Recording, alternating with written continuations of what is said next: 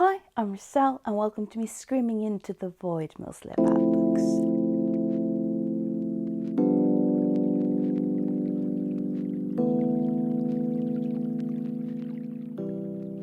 Too long ago, I made a video about Rudyard Kipling, who is the youngest winner of the Nobel Prize of Literature, talking a bit about his books and trying to think of why could it be that he was the one who won the prize and at a so early age. And one of the things that we concluded with that video is that he most likely won in part because the guy who ran the Nobel Prize at this time didn't like Selma Lagerlöf, which was a very famous Swedish female author. Go and watch that film if you are interested in that story. Well, today I want to talk about Albert Camus, because Albert Camus is the second youngest winner of the Nobel Prize of Literature. So Albert Camus was born in 1913 in French Algiers. That means that he was born in Algiers at the time where they were a French colony. And it was something that was called Pied Noir. And what that meant is that he was born of parents of European, in his case French European descent, but born in Algiers. So it was a sort of a very weird position to be in, because you weren't sort of the local Algerians, you weren't sort of an Arab or a Muslim or anything like that, but at the same time you weren't in the same position as the French immigrants who, for whatever reason, moved to Algiers to do French stuff, or whatever French wanted to do in Algiers when they were their colony. He died in 1960 and won the Nobel Prize in 1957 when he was 44 years old. So Albert Camus was in France during the Second World War. He was a part of the French resistance. He was the editor of a French newspaper. And everything of that meant also that his writing after the Second World War or during the Second World War, they're very much influenced by these two factors.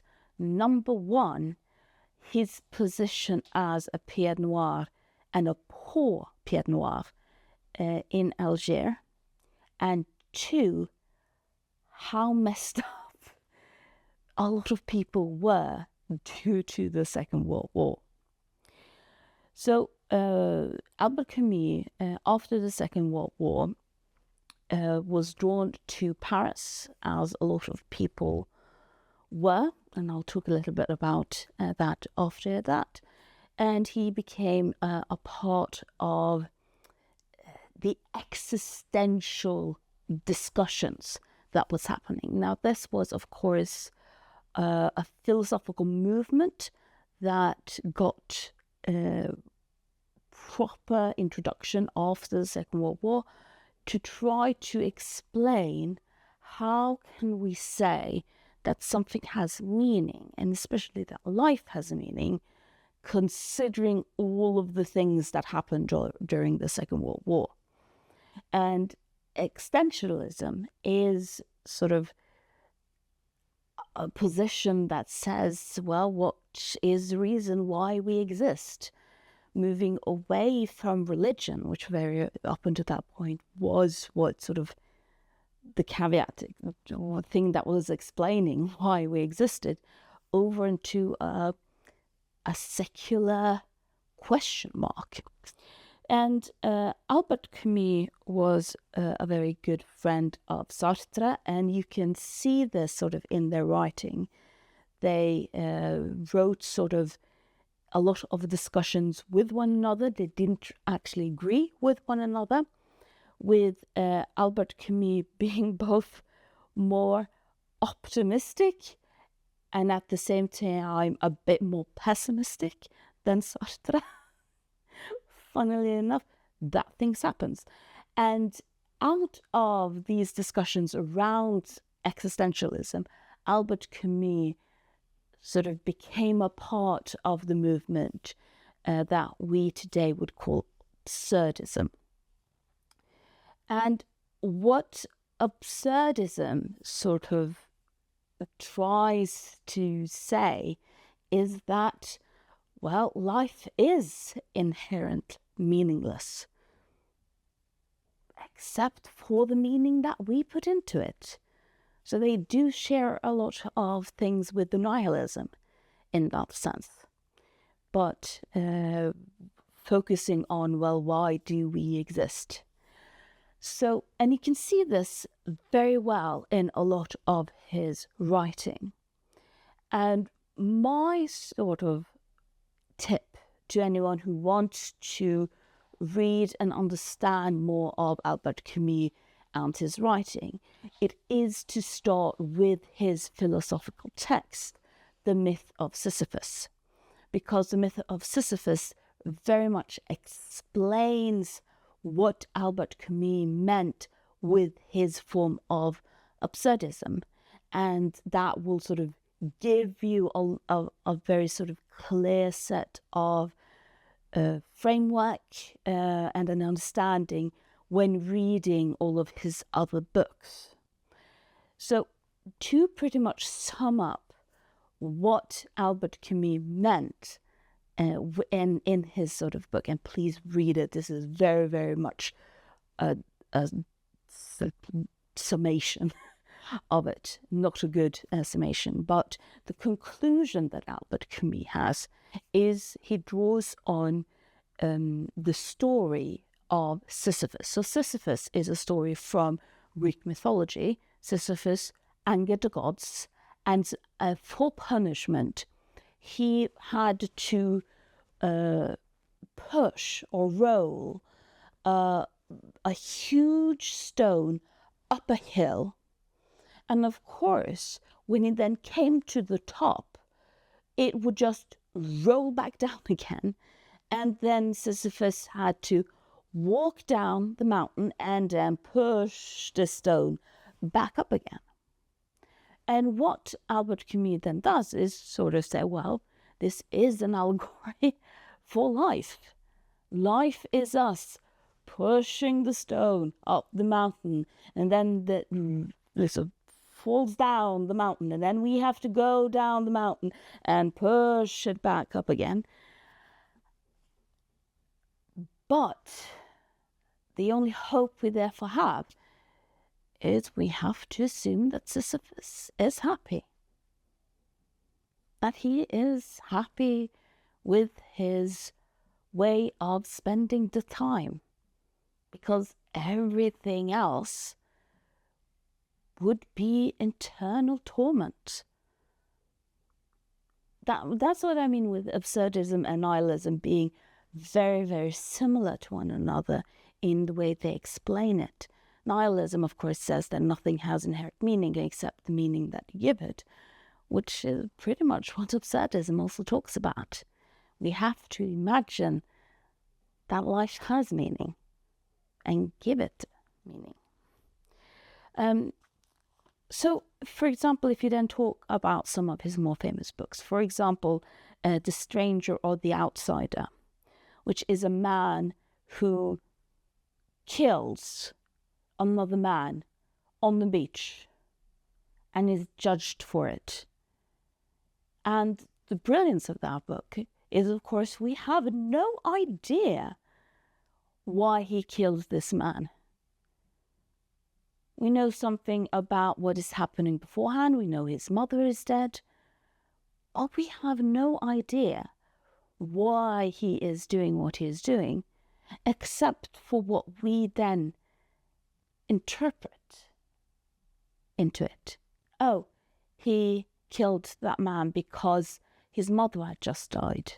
or he killed a man because he was Arab, and it's latent racism. But that's just our interpretation. We're imagining Sisyphus happy. Or, for example, the book The Plague, which is about a town that is quarantined because of a plague, which unsurprisingly became quite famous in 2020 and 2021 for, I'm not going to mention reasons, which really much just talks about, well, what do we do when we have all of these huge things in our wake that we can't really explain or do anything about? The powerlessness of the world that makes us stop and unable to do anything. And how we still then need to give it meaning.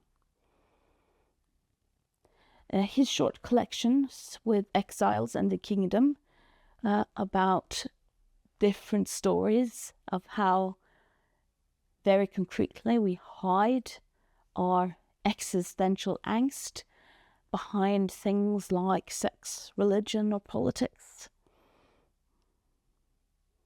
Or The Fall, which explicitly says that me leading a perfect life in no way made me happy, because it's irrelevant what we end up doing in our life. What makes us happy is imagining Sisyphus happy. There is an sort of one book that is different from all of this, and that is The First Man. Now, this is the book that he wrote while he died, so it was never finished. But you are absolutely allowed is the wrong word, capable, it's possible to read an unfinished draft of it. And this book is very much an autobiographical, inspired book where he talks about his life as a Pied Noir in French Algiers, and how poverty is one of the things that connected him to people more than, for example, his ethnicity or his skin color. He felt more connection with the other poor Arabs than with the rich French people. So while I sort of think that The Myth of Sisyphus is the absolutely most important book to read if you want to read more of Albert Camus and understand Albert Camus, The First Man, I would say, would actually be the second most important, because that's the book that shows you the man behind the philosophy and all of the things that influenced and inspired him with his work. So that was sort of shortly Albert Camus and my thoughts about some of his books and what I think is his literary oeuvre, if you want. And please, if you disagree, comment, explain how I'm wrong. And I'm not daring you to. I just love hearing people tell me that I'm wrong if they can actually explain how I'm wrong. But it did make me think, why are there so many French winners of the Nobel Prize of Literature? On one hand, you do have sort of, France is the country with most winners. 16 Nobel Prize winners are from France, and 13 are from the US, and 13 are from the UK. And I'm a bit mixed with even asking the question, because would we have asked the question if it had been the US who had most winners or the UK who had the most winners. Probably not, because the Anglo-American literature or Anglo-American culture is so dominating that we sort of assume that they are on top. It's the fact that they're not on top which makes us wonder, ooh, what's going on here? But the fact that it's France who is sort of the one who's produced most winners, I don't actually think it's an accident either. The first thing that we need to understand is that who gives out the Nobel Prize of Literature? Well, it's the Swedish Academy. But who is on the Swedish Academy? A bunch of rich Swedish people. I keep forgetting Norway. I'm from Norway. And Norway is the country next to Sweden. We both are a part of Scandinavia, and a lot of people, sort of Sweden, Norway, tomato, tomato. And there's so many ways where that is true, in the sense of our value system, in the sense of equality between genders. There's so many things that are similar that when I am reminded that Sweden has nobility, I'm shocked every time I'm reminded of that. Because it's so weird for me. Now, both Sweden and Norway are monarchies, but in Norway, we don't really have a nobility except for the king and his direct descendants, while Sweden has nobility out of every corner, very similar to the UK monarchy. And it's so weird. It's so weird. And I keep sort of, no, Sweden has nobility. Because it sort of mixes very much with the idea that Norway and Sweden are so similar. So Sweden does have quite a nobility. And with that, of course, it has much more class structure than people think, and that than Sweden Sweden wants to be known as someone who doesn't have a lot of class differences because social democratic country and all of that good stuff. And they're doing a good job. I'm not here to bash Sweden. But they still have nobility. And with nobility, they do have a very interesting class structure with who gets an education and what that education means. And French literature and the French language has historically been sort of a huge part of this upper class culture in Sweden. There is a center in Paris that is supposed to sort of connect Swedish and French culture with one another. And it's not uncommon then for the members of the Swedish Academy to speak both Swedish and English, because everyone in both Sweden and Norway speaks English, in addition to either Norwegian or Swedish. But a lot of them also speak French, because a lot of them have studied French. They have traveled to France. They've read a lot of French literature. They've been educated into an understanding of how French literature works, which means that culturally it's much easier to understand French literature than, for example, literature from South Korea or from Nigeria, which uses different cultural contexts in their communication. It's not just a purely language context in the sense of the words, but how we communicate. How do we tell a story? I really want to make a video about translation to sort of talk a bit more about this. But I think that one of the reasons then for France being so high up in the system, so much that this is discussed. I know one as a French author, the Nobel Prize of Literature, people accepted that because she was the first French female author to win it. But I'm very curious to see what would happen the next time, if any, other French male authors would win the Nobel Prize of Literature. But there is also something else.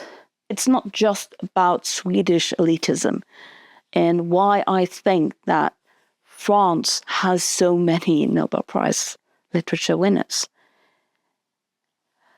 In European history, and actually also including the US, France has been, from the 1800s up until at least sort of the 1960s, 1970s, been one of the it places to go. France, and I'm not saying that France doesn't have discrimination and racism, they absolutely do. But France has always had very liberal laws when it came to what you were allowed to publish and produce.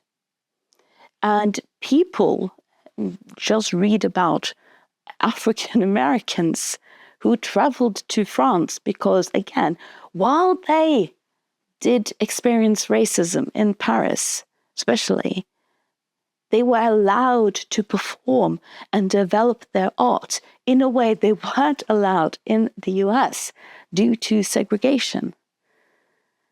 And there is something also in regard to, okay, if someone starts flocking to one place, this happening to be Paris, a lot of other people will flock to the same place, not because of the place, but because of the people there. I know that in Norway, in the same time frame, you weren't really considered a proper artist, so paintings and especially writing, unless you'd done your stint in Paris. You needed to do that to sort of, as a part of your education and development, because you were talking to so many important people there.